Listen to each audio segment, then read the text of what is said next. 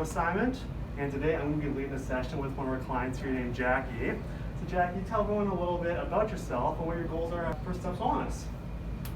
I got MS, and I've had MS since 1985, so it's been a long time. Yep. My legs totally quit December 30th, 2016, and I started coming here to hopefully learn to stand and walk again. Awesome. Today's session will be a full body workout. We will first start with lower extremity range of motion movements and ANSR, which I will explain shortly. We will then work on the upper body with a circuit of exercises. Next, we will work on core strengthening with a couple of exercises. We will then be doing some form of load bearing, which will involve standing. Lastly, we will finish Jackie's workout with the functional electrical stimulation bike. The standard setup is to grab a wedge and a pillow for the comfort of the client. You can also see that I grab a small towel to put on top of the pillow for sanitary reasons. All client lifts and transfers require two people. One person will transfer the upper body, and the second will transfer the lower body. The upper body transfer typically involves lifting more of the mass of the client, while the lower body transfer is responsible for steering the client. For the upper body, the person will stand behind the client and reach under the arms to grab the client's forearms. They will then squeeze the client with their forearms and instruct the client to push down if they are able. For the lower body, the person will ensure the brakes of the wheelchair are engaged or the chair is powered off. They will then place their hands underneath the left and right thigh about midway from the knee to the hip. Performing a proper lift and transfer is crucial because clients are at highest risk for mechanical pressure sores, and any subluxed shoulders could also be at risk during this procedure. Before and after doing a lift and transfer, staff must always sanitize. Here's the procedure.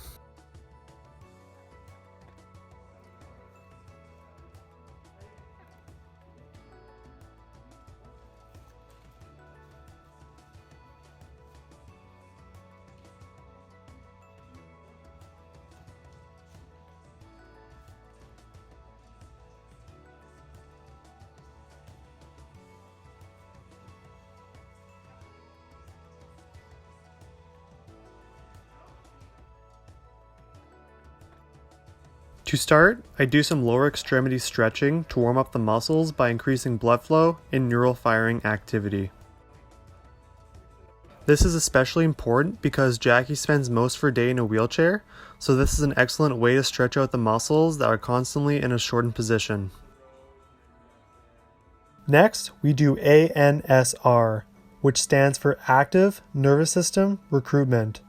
This is the most crucial part of a client's program and is used in most client sessions. It is also one of my learning objectives. We do this portion for 30 minutes with Jackie. We perform any kind of hip and knee movements, such as resisted hip extension, hip abduction and adduction, hip circles, bent knee presses, etc. The focus of ANSR is always to have clients actively attempting to assist or resist our movements of their bodies. The idea here is that we act as the client's nervous system by controlling the muscles and bones, thereby putting stress on the ligaments and cartilage. The goal of ANSR is to excite the nervous system and create involuntary and/or voluntary muscle contractions by attempting to recreate the patterned neural activity.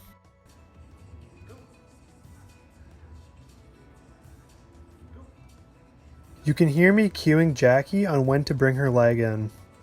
The client should be focused on attempting to assist or resist the movement and any associated sensations such as any stretching, burning, tingling, etc. Staff must learn to feel many of the client's body responses from the stimulation, and concentration is critical. Staff must also focus on joint position, proper resistance, and speed of movement. Every person performing ANSR has a different way of doing this procedure, whether it is positioning your hands differently or maybe using a part of your body to help assist with the movements. Right here is an example of me placing Jackie's foot on my chest to help with the movement. I find this to be the most comfortable for me. Communication is also essential so that we know what clients are feeling during these different movements. Here's an example from Jackie.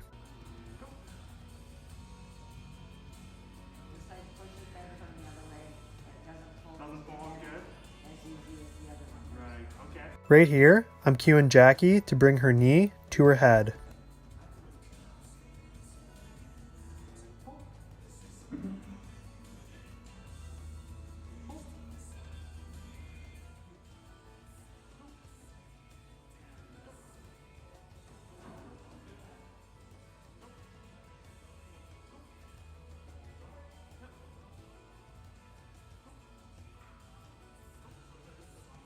The takeaway here is that you find what works for you while also ensuring that it is still effective for the client. This is also one of the most physically demanding parts of a client session, as you can see. I used to sweat a lot more when I first started learning ANSR, but that has become less of an issue now. It also may look easy, but you really have to focus on applying pressure to the joints. It can be more challenging when you are doing it on clients who have hypertonia and are spasming a lot. With Jackie, this isn't an issue. We then would repeat the process on the opposite leg. Now we're going to work on the upper body. The first exercise is going to be a dumbbell hammer chest press.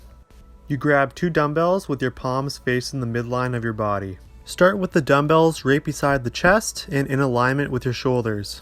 Press the dumbbells away from your body and then slowly bring them back down to your starting position. This is 1 rep. You can see that I correct Jackie's form by telling her to push the dumbbells with her chest in a straight line. She'll be performing 15 to 20 repetitions for 3 sets. You can see that I am explaining how it works on your chest, triceps, and shoulders. I chose this exercise specifically because Jackie has had issues with her left shoulder before. This exercise tends to put less stress on that area. The second exercise is assisted dowel back extensions. I will be helping Jackie with these by providing resistance. She will use her shoulder blades to retract and work on the back extensors. Each time her shoulder blades retract, that is 1 repetition. She will perform 15 to 20 repetitions for 3 sets. The idea here is that many individuals who use wheelchairs tend to develop rounded shoulders and kyphosis due to the nature of hunching over and using your arms to push your wheelchair. This helps to do the opposite by opening up the chest and the shoulder area. While doing these, Jackie told me that she liked how it felt on her back and the stretch it gave her on her shoulder area. The last exercise in this circuit is supine dumbbell tricep extensions. She'll start supine on the wedge with both dumbbells in each hand and raise them at arm's length over her shoulders. She'll lower the dumbbells until her elbows bend at 90 degrees, then slowly return to the starting position. She will perform 15 to 20 repetitions for 3 sets.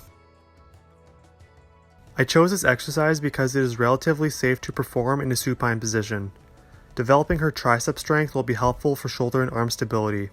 It will help with being able to maintain a seated upright position, such as sitting at the edge of a bed or being able to hold the hands and knees position. Now we're going to work on the core. The first exercise will be medicine ball crunches, which she will perform for 25 repetitions for 3 sets. Now these repetitions may seem like a lot, but Jackie always tells me how many abdominal exercises she does in her spare time, and it is inspiring to see how hard she works. I chose this exercise because of the resistance, and core strength is important for MS, especially as Jackie's goals are to walk again, which she will need to hold herself upright. The second exercise is going to be oblique side bends with resistance bands, and she'll perform these for 20 repetitions on each side for 3 sets.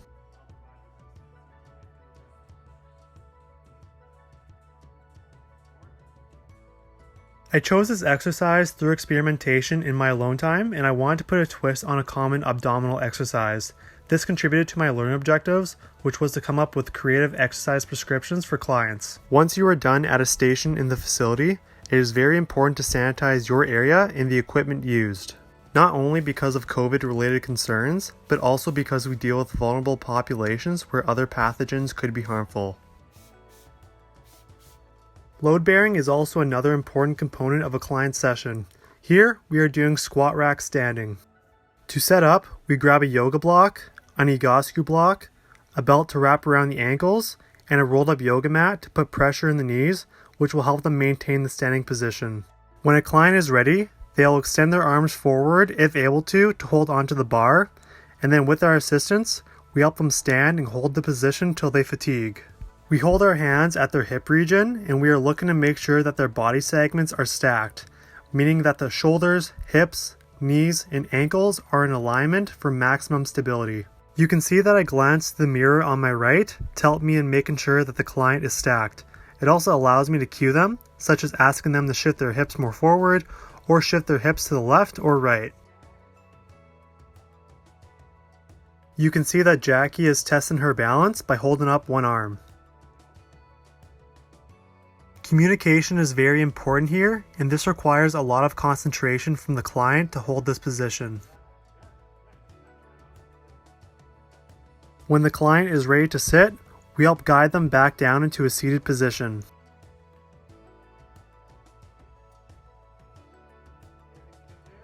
Jackie takes off her mask this time, as clients are allowed to remove them when they're at a station.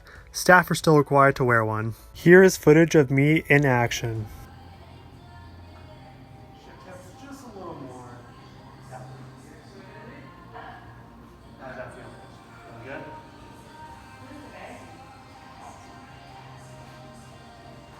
Just a little more. There we go.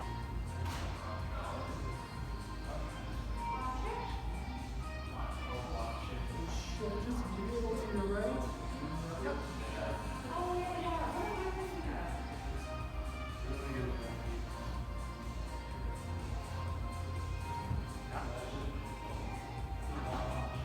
No.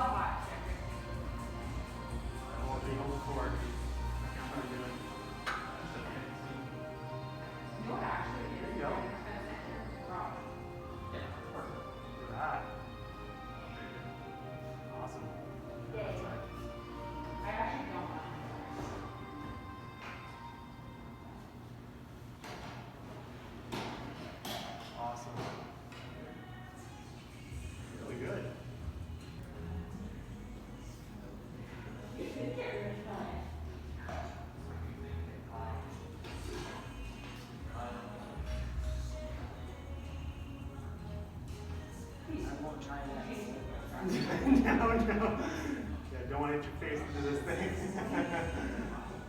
Will not feel good.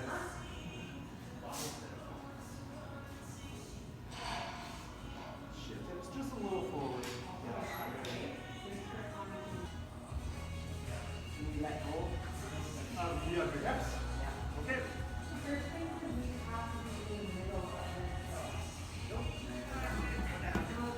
Let's try, if we try another one, let's try not having heavy. So this time, Jackie wanted me to allow her to go from seated to standing without assistance, and I was pretty amazed by this. Even though she had to sit down quicker, as you'll see shortly, it was pretty amazing to see her confidence in her standing grow as I have worked with her over the semester.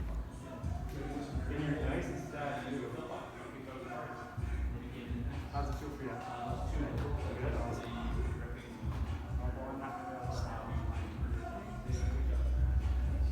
Yeah, that was really good. We are now done at the station, so we will proceed to the FES bike.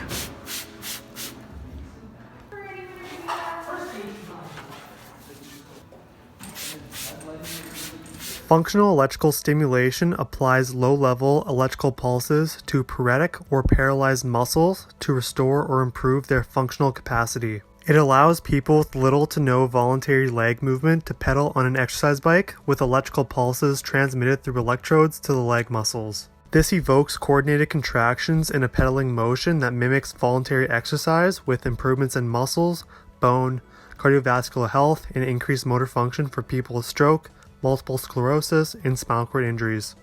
So I go grab Jackie's bag of sticky electrode pads. We first apply 2 sticky pads on the quad, one on the upper portion and another on the lower portion. We spray a little bit of water on the pads so that they stick better to the skin.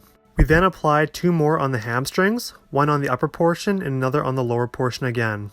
As you can see, it can be pretty invasive, and I have made sure countless times if Jackie feels comfortable with me applying the sticky pads on her thigh. Still, she keeps reassuring me that she is comfortable with it, so always make sure you get consent. You also apply 4 sticky pads on the glute region, and this is where I make sure there is a female who applies them because it is very invasive. You can see that I stand back at a comfortable distance. You can also see that Jackie starts putting in her login information, which has her measurements and spastic levels already preset for her.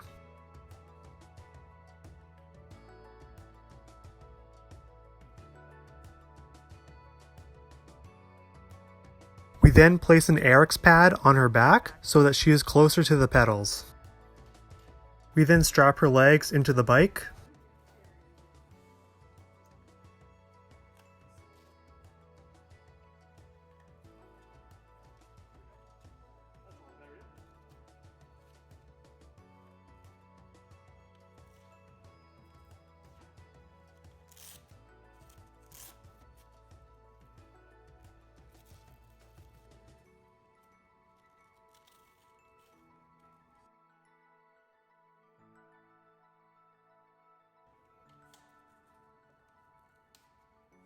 We also make sure her chair stays in place through these arm connectors. We then take these electrodes to connect them to the pads so that they can apply stimulation. Red is for the right side and black is for the left side.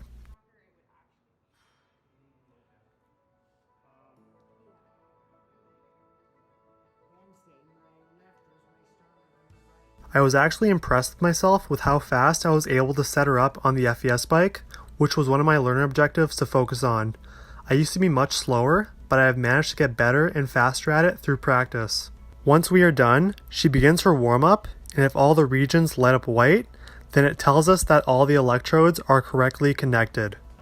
All white, you guys. Oh wait, awesome. Be done there. She then pedals for 30 minutes on the bike, and afterwards we help her get off where she is done for the rest of the day. We spray a small towel with disinfectant and then clean the electrodes on the outside because we don't want any excess fluid to enter inside the electrodes, causing damage to them. At the end of Jackie's session, I always make sure to help put on her jacket to help build that client rapport. This has been beneficial to my learning objectives, which was to be confident when interacting with clients. It also shows that she is not just another client that I am trying to get through in the day, that we actually take the time to make sure that they are being taken care of and are being listened to. At the end of a client's session, therapists must input their plan into the First Steps database. This database has a file on all the clients and every session they have done. To start, you click on Sessions. Here, you will find all the recent sessions that therapists have done with the clients. To add to the database, click on this green button that says Add Session. You then enter this page where you can start inputting all relevant information. At the top, you would enter the client's name. So today I worked with Jackie. I will search her name.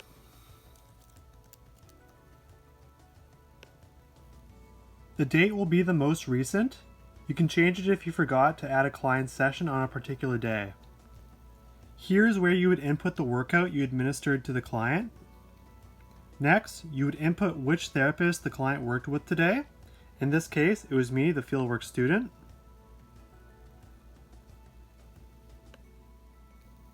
After that, you would input the time that you worked with the client.